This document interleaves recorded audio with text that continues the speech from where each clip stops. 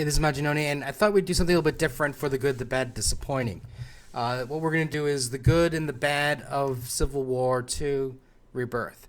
So, let's see how these books fared this week. Okay, Batman #1. Now, to me, I mean, like, the art was... Finch did a great job. King did a great job of storytelling. You know, to me, it just seems like it's Batman business as usual. So, for me, it's not necessarily a rebirth. Now, we do get to see the introduction of Gotham's latest superheroes. Also, we have Bruce Wayne inadvertently revealing Superman's secret identity. And something that I think none of us have ever seen before, and that is a plane gets basically hit by a missile in Gotham. So Batman somehow manages to land on the plane and rides it like a horse and tries to steer it in between buildings to land it in the ocean. So, again, I thought, something that we would never, ever see happened in this issue.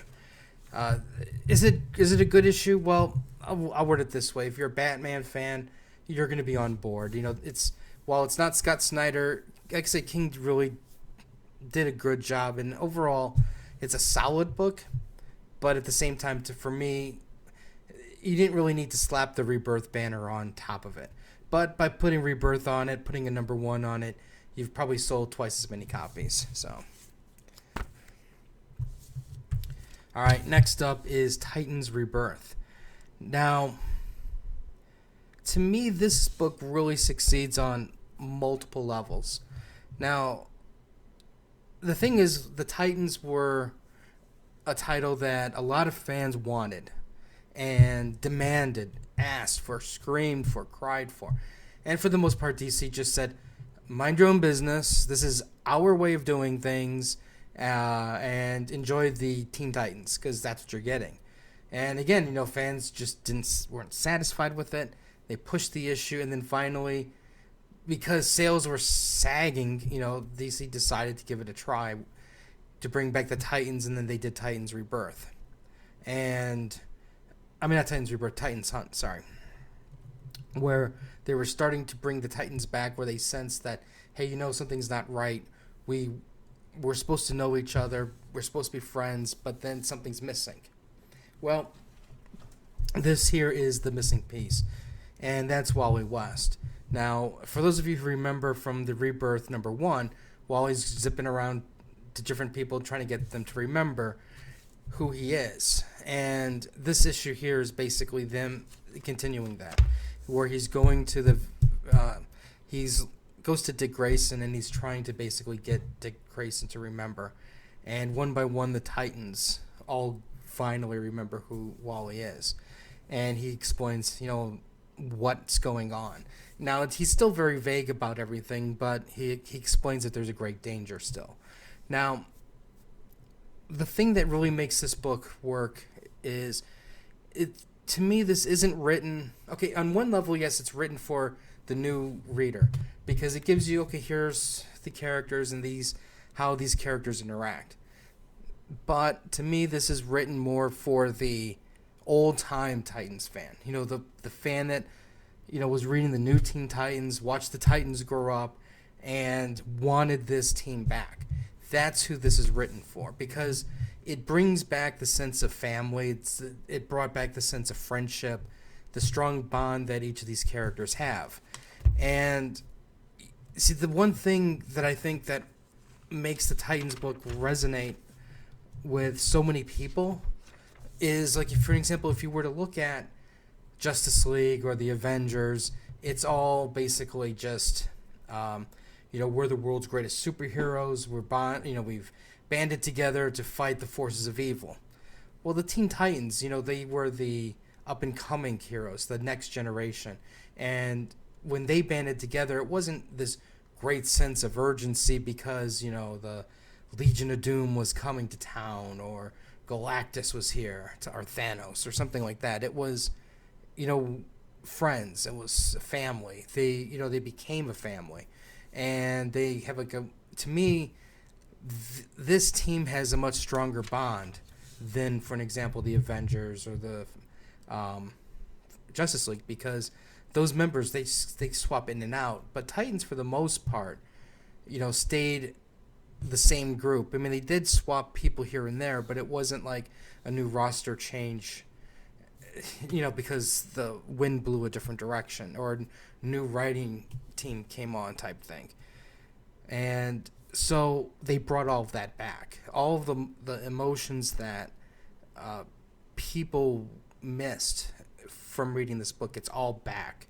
And so that's why I think this book succeeds on so many different levels. And I think that this here really is, so far from what I've read, the best of the Rebirth books, just because it, on one hand, it's okay guys, the new readers, here's the Titans.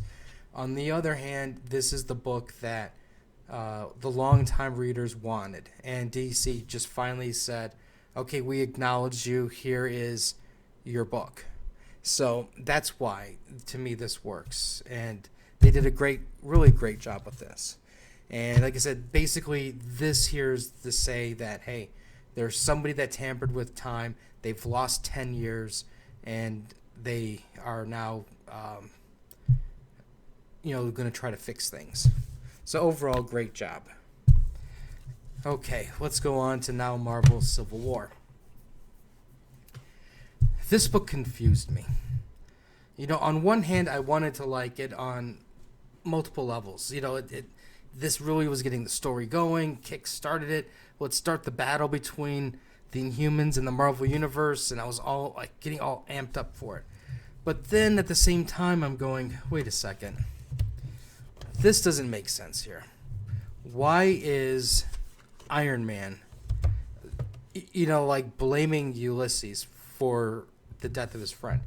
Granted, Ulysses said, hey, Thanos is going to appear at Project Pegasus at such and such date, such and such time, and Rodney and a bunch of other heroes went to try to stop him. They succeeded. So but Rodney died. But you can't blame Ulysses for that. You have to blame Thanos. Because to say that what happens if Ulysses wasn't there and Thanos could have caused more death, more harm. And, luckily the item was moved anyways, but what happens if it wasn't moved? He would have had the Cosmic Cube, which would have caused even more harm.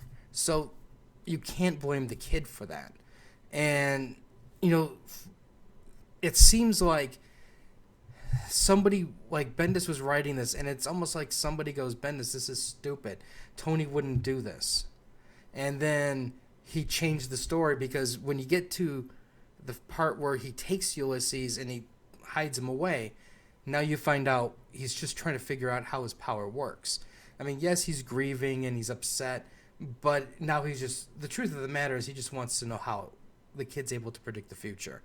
And so to me, that was kind of like a weak. It was a little weak. And, we did get the build up to, okay, here's where the superheroes are going to fight. And then, of course, they don't fight because Tony's like, you can have him back. I got what I wanted. And I'm just like, really, guys? I mean, I wanted more. But what really is the setup is the end, this issue, where Ulysses has another premonition, and it's the Hulk. Hulk rampaged, killed people, killed superheroes, and everybody in the area of where they were at saw the same vision. So that was actually really cool. I mean, I really want to see this next issue now. So it's kind of this up and downness for me, but to me, this is not as strong as the first issue. But I understand what they're doing, but at the same time, I think there's some missed opportunities. The art was good, but it was just it needed to keep momentum going, and I think there's other ways Tony could have handled it than the way it was handled. But oh well. Let's go on to the next one. Nova number 8 Civil War tie-in. Wow, look at this. For the people who didn't read Civil War, we get to see exactly what happened again. But this time we get to see it through the eyes of Nova. Now, I guess you can say the cool or the more interesting part of this part was how Nova interacts with the other characters in the Marvel Universe. You have Rogue, she just blew him off. And he's like, what, we met, and she just, nice to meet you. Gotta go. And then you see Miles. Miles is basically going, hey, this is Jean Grey. I know people. Life is cool. And Nova is just like this outcast, and nobody knows him. Nobody seems to want to care. And, he's kind of starting to feel down. And then from there, then we get to, Ulysses. And then it's basically him and Miles. If you can imagine, you're at a family reunion or sorts, or actually it's actually better yet. It's like your mom and dad are, we're talking about something really serious, and they just kind of go into the kitchen to talk, and then they just tell you, oh, don't worry about it, it's all good. Just go back in the other room and play. And that's kind of like what the impression I got from that party. And you can tell Miles kind of feels the same way too. And but overall, this was actually, from the beginning, I was like rolling my eyes, but then as the issues started to progress, it got better, because then you have Miles' mom and she's like, dude, you can't be on the Avengers anymore. I saw what was going on, and I can't handle this. And this was like a really good, strong, personal, like a character building type book, and I really, really ended up enjoying this a lot. So this, I say, was a good crossover, but it didn't. It only was good because in the sense of it actually, you had to have the beginning, so this way you can build the character parts later. All right. X-Men Civil War 2. Okay, this is basically where the X-Men basically split up, or the mutants split up. You have a faction with Magneto, who's like, wait a second. You have an Inhuman that can predict the future, who could probably cause us great harm, and we're already at war with the Inhumans, so we need to kill him. And then you have Storm, who's like, can't we all just be friends? Maybe he could be with the greater good. And I'm just like, oh, Storm, you are so misguided in things of war. But in the sense of comics, we know that everything will be fine at the end. Other than that, it's basically just the setup issue where, you have the two mutant groups meeting during a battle, so this way you can get, hey, this is what's going on, and actually you have a person who changed sides. Now, I will say this, out of all of the crossovers, I was very relieved to not see the first issue of Civil War in the first couple pages. And then you pretty much just got the one-page description of, hey, this is kind of like what's going on. So I kind of like that better. But I think overall, I really wasn't. I don't think this was a great story overall, unfortunately. It's just, to me, this is just an average to mediocre book. But who knows? Maybe they can pull it out later. So we'll see. So overall, as you can tell me, there's some good, there's some bad with both the Rebirth and Civil Wars. Now, there were extra Rebirth books I did not purchase, but I'm getting them at the end of the month through Discount Comic Book Services because they have a discount. I bought it at 50% off, so I'll probably do a bigger Rebirth review when it's all said and done. But anyways, that's it for this. Let me know what you guys thought of which books were better for Rebirth or Civil War. We'll have some more reviews later, and until next time.